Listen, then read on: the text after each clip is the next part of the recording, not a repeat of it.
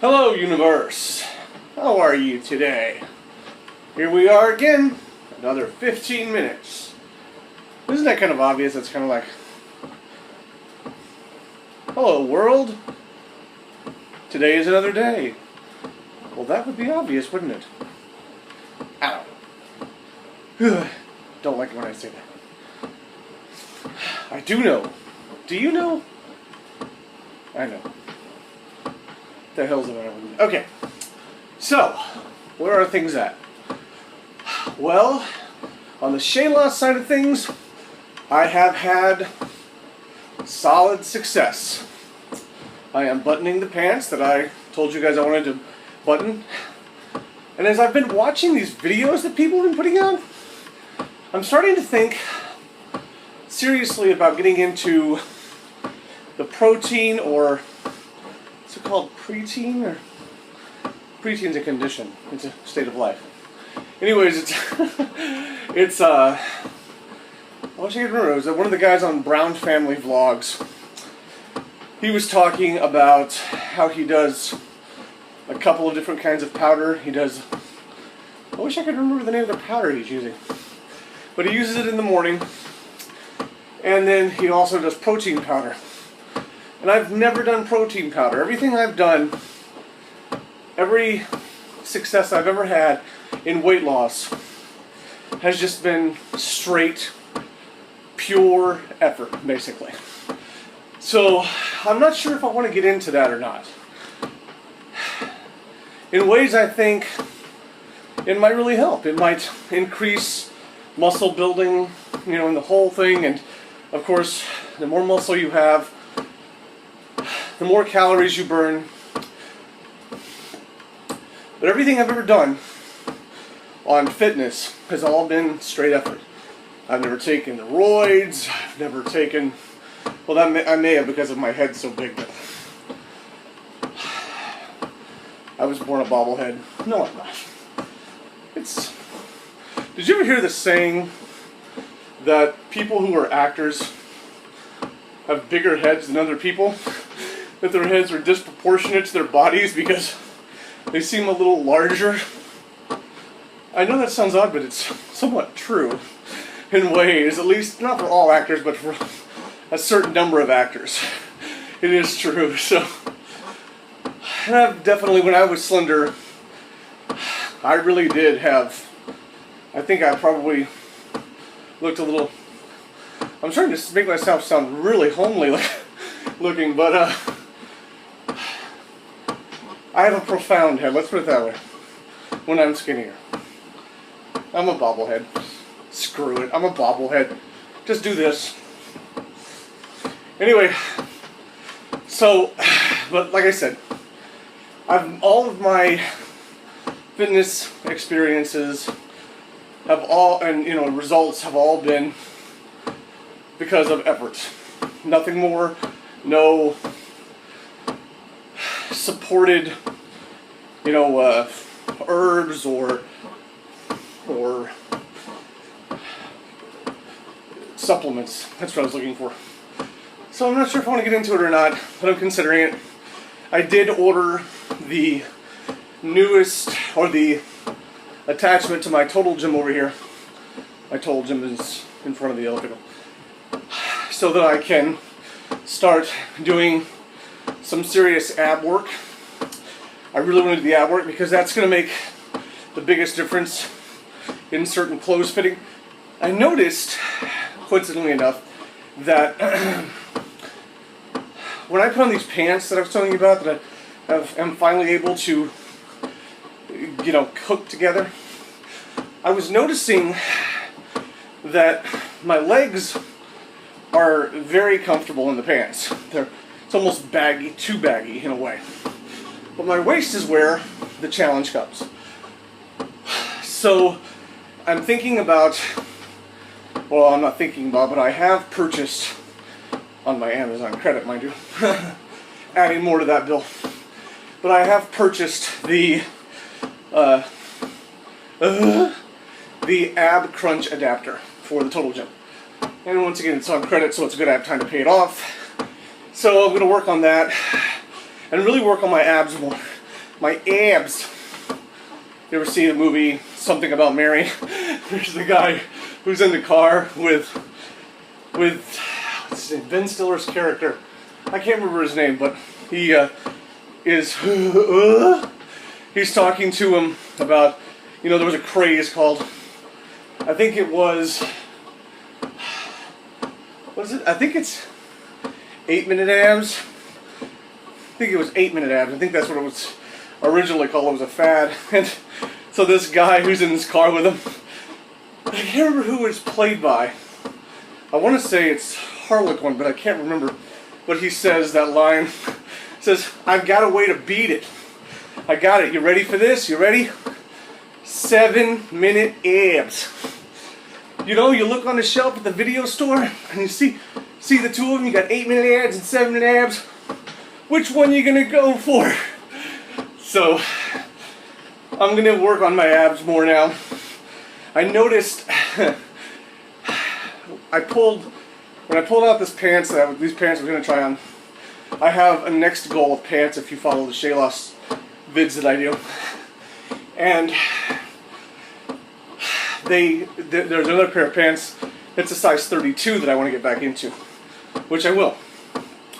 But I put them on just to see where they were at fitting wise, and I put over one leg into them, and I quickly noticed that there is no way I could get those even anywhere near up, because I got one leg in it and I filled up more than half of the waist compartment with one thigh. So I'm gonna have to work seriously to get back into 32s, but that's okay. 40, and then it's 8 inches. I mean, that's a huge amount of space. Huge amount of space, 8 inches. It's like, what, that? Something like that? So it's a huge amount of space. And I have to lose that in my thighs. I have to lose that especially in my waist. But we'll get there. We'll get there. So, but that's why you don't intimidate yourself by using stuff like that or looking at stuff like that when you're trying to lose weight. Don't go a size below what you're at, is what I'm saying. You know, don't try and put on a size 38 if you're a size 44, because all it's going to do is intimidate the hell out of you and discourage you. What you want is to go to the next size down and slowly watch those clothes start to comfortably drape around you or fit around you, whatever you want to choose the term of. So that's my suggestion on that. So I'm excited about buying that. Oh! And today I got an email from the people I work with at the state, and they said that they have set the panel for the people bidding for this other facility. So 2 weeks from yesterday, they are going to have the panel, which is great. I have to go at 2 p.m., so it's going to be a busy, busy day. The crew's going to come back from loading the prison, and then I'm off to see the wizard, the wonderful Wizard of Oz. I'm off to do my presentation, and then, barring things go well, I'm going to go and surprise my family in Austin the week after that for my brother's birthday. So that's what I'm thinking is going to happen. As my brother turns the big 39. Is that right? He turns 39 on July. Oh, he turns on the 30th. I keep saying that 31st. He turns 39 on the 30th of July. So I kind of like to go see him, spend a little time with him, celebrate his birthday. So it may be that I'm preparing for that visit. Well, we'll see. I really want to just spend some time with him because, you know, our birthdays only come once a year, and you never know how much time you're going to have with people you love. So I'm thinking seriously about going to do that, spend some time with Kenneth, and see the rest of my family. And hopefully that same week will also be a celebration of having gotten the assignment of having, been prepared and be able to buy all the, day, all of the product that I need to get ready for it. I'm looking at more like, I'm thinking September 1st. If I get assigned the facility, I'm thinking September 1st. Thinking that's the best choice. Between August 15th and September 1st is what I'm thinking. Just to make sure I have enough time to get everything together, rent a storage unit, the whole bag, and be ready for it. I'm thinking October 15th or September 1st. But we'll see. Once again, there's 5 other people besides me that are applying for the facility because, or rather so, the competition's intense, and I'm trying to come up with a really cool presentation. I was talking to one of my staff yesterday, and he was telling me that while he likes the presentation idea, I've been talking about pre-recording it because I think it would be fun and very cool if all I had to do was sit down in the conference room and watch the presentation. I'm still being distracted by this noise. That's why you have so many uhs. Haven't had a chance to work on it.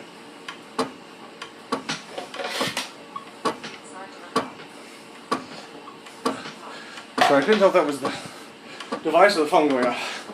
Anyway, I was thinking about doing that because I was thinking it would be really cool to be able to just sit and watch the presentation with them, to experience it in a room with the people who were making judgments, and then in that way I can figure out, it's different when you're watching it at home or in your office and the way you view it, and then when you watch with other people, you can see you can see how it impacts other people. You can feel the energy in the room, the whole thing. And so that's what I'm thinking about doing, is actually just making a presentation with pre-recorded audio and then just watch it with them in the room and answer any questions after that. Now, Roy is of the opinion that that takes away the personal aspect of it. But I'm in a business, not in a personal situation, and my presence there shows them that I'm personally involved. I'm not sure that the presentation is my line of things, or that my presentation, whether done live or the voice aspect being done live or pre-recorded, changes the effect of it, or the significance of it. In a way, it says that I'm really, really prepared. And I like that aspect. It means I'm pristine. It doesn't allow for moments like this where I'm stuttering a little bit. So everything is clean. What do you think? Do you think it's better to do a pre-recorded or a live presentation? Fortunately, I won't be on this elliptical when I'm doing the presentation, so I won't be distracted by that really obnoxious noise. And there my phone goes right there. Other thing I wanted to talk about real quickly before I get ready to call it a day is, have you noticed or heard in the news, there's 2 things that are interesting. Number one, that now Mexico is officially considered the fattest country in the world, and the USA is second. We got some nutritional aspects to worry about if that kind of stuff is what's happening in these 2 countries that are side by side. It says something. Because the 2 fattest nations in the world, countries in the world, are side by side. What's next? Canada? I mean, once that happens, we've got some issues that we've got to deal with here, nutritionally speaking. And I'm not sure why we've gotten that way. Obviously, because of trade, because of the way food is produced now. It just shows you that there are different eating patterns around the world far different, or substantially enough different, to where there's not as many obese people in other parts of the world as there are in North America here. So we definitely have to look at our nutritional patterns and see if we can make adjustments to improve that number. I don't even think we want to be in the top 5. We want to be one of the better. We're supposed to be an example to the world. So we need to, as people, improve the quality of the way we look at things so that we can be better in the world. And then I guess there's 3 things. The other thing I found really interesting that was in the news today was that women who suffer from depression are more likely to have obese children. And that's very, very true. In a way, I'm a result of that kind of a lifestyle. My mother has had low self-confidence for a very long time, and I know that that has drifted into my psychology and into my brother's psychology in a way. Now I'm putting forth effort to alter that perception that has been with me most of my life, which is why I've had weight fluctuations here and there. But it does tell you that what you do impacts the future of your children and impacts the future of the world, the way they interact, everything. So we really have to seriously consider how our actions are affecting the world. This is a prime example that the heavier you are or the lower self-confidence you have, people use food not only as a reward but also as a crutch. They sort of say, well, while I'm chomping on this, I don't have to worry about that. So that's very sad. We need to work on that for the future of our children and our nation. The other thing that I found a little disheartening was the fact that in libraries now, while we used to go to the library to read books, and I did as a kid, I read a lot of books in the library. Morris the Moose was my favorite. Have you ever heard of Morris the Moose? I always had fun with Morris the Moose. But now, kids are less likely to use the library for reading in a conventional sense, by meaning books. They're more likely to go there to surf the web, or believe it or not, talk to friends, or take naps during library time. I think in a way that means that we need to limit what the library is used for. Meaning that we need to make it to where it's more about, if you're going to get online, you can check email, but you can't do this kind of web and this kind of web. I know people don't have money, so I'd like for there to be other options, but that does impact libraries, because the fewer books that libraries check out, and that's how they calculate how many people are at the library, is by the books that they check out in most cases. That impacts their funding. So we really need to find a way to focus library attention back around journalism and reading, and eliminate too much overuse of the internet in libraries. I really, really think we need to work on that, because you're seeing the slow dissolving of the library system. Look at the post office system, it's the same way.